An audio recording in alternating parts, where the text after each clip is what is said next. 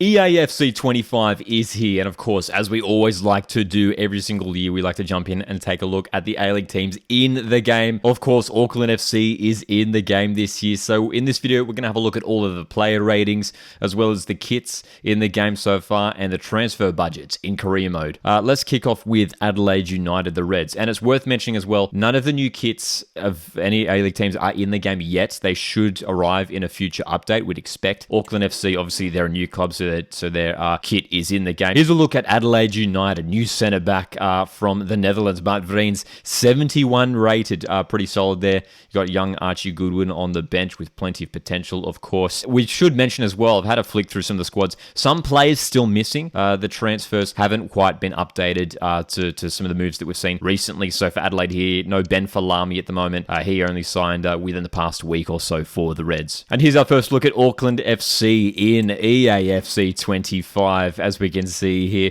A strong team that they're building so far. A couple key players, some of those deadline day signings not in this squad just yet, but keep an eye on Hiroki Sakai here. 73 rated, so much experience. He's going to be a huge player for Auckland this year, and certainly a rock at the back if you're going to be doing a career mode with Auckland.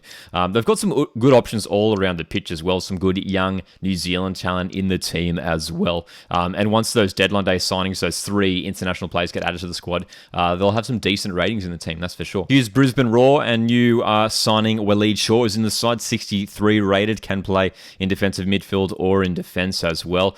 Some more new signings on the bench here with Van der Sar in the side for Kranis as well. Again, a few new signings missing from the team. Overall, a decent side at Brisbane. Central Coast Mariners, Alfie McCalmont, new signing into the team. Trent Sainsbury is in the side, 71 rated, is pretty decent indeed. On the bench as well, Miguel DiPizio up to 60 rated, just 18 years of age, so a lot of potential for Miguel DiPizio in the game as well. New left back Lucas Moragas at the Mariners also, and winger Vitor Feijão, just 51 rated. Wouldn't be surprised if that rating does go up. He looks like a pretty decent winger for the Mariners. MacArthur FC, of course, Valerie Germain, the French striker, 72 rated there. Got a couple new players in the team. Chris Economides is there as well. Some good young talent in the team as well. Bernardo Oliveira, 20 years of age, 61 rated, a lot of potential there as well. Lockie Rose has also rejoined the club. Here's a look at the reserves. Melbourne Victory, they're building a pretty strong team for this upcoming season. You can see Zinedine Machashi, 70 rated. Bruno Fornaroli, 69 rated for Melbourne Victory as well. And they've got some star talent on the bench as well that I'm sure you'd throw into the starting lineup. Ben Falami has departed the side in real life. Good young right back option in Josh Rawlins there as well. Jing Reese as well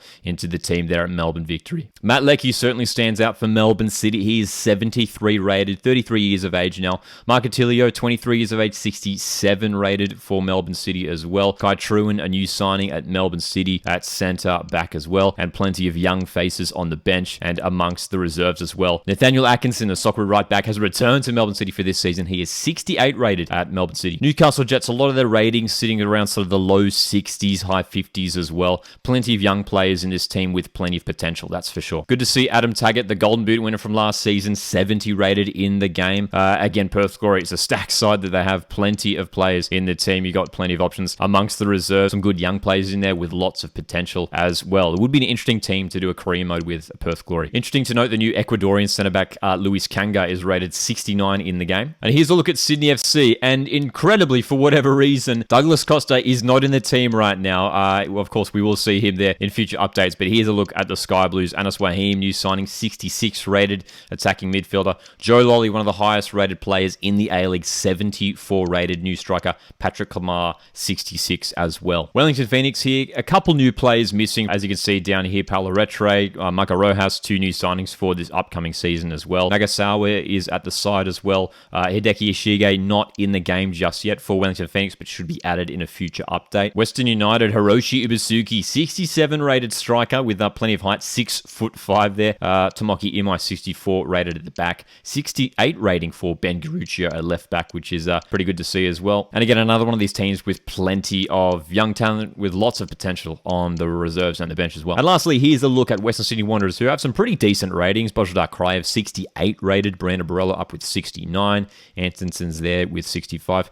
Nicholas Milanovic, 22 years of age, 67 rated. Plenty of potential from the young winger as well. And of course, Juan Mata for Western Sydney Wanderers, 71 rated in EAFC 25. 25. As mentioned, none of the new kits in the game just yet, but if we load up Auckland FC here, we can see their new kit, the home kit there. The away kit they have revealed in real life. It is all white, but it doesn't look exactly like this. That's sort of like a generic design. The away kit's a little bit different, but that is certainly their home kit. Looks really, really cool in the game, and very much looking forward to the other A-League teams getting their kits in the game as well. And for all you Career Mode fans out there, here's a look at the transfer budgets, board expectations, all that sort of stuff for the A-League teams. Adelaide with 3.2 million for the budget. That is dollars, of course. Auckland, bit of a lower budget for them, not too much expectation for their first season in the A-League. Brisbane Roar, 4 million transfer budget. Mariners a bit lower, of course, as well. Financial is critical here in the game for the Mariners. MacArthur FC, 3.2 million.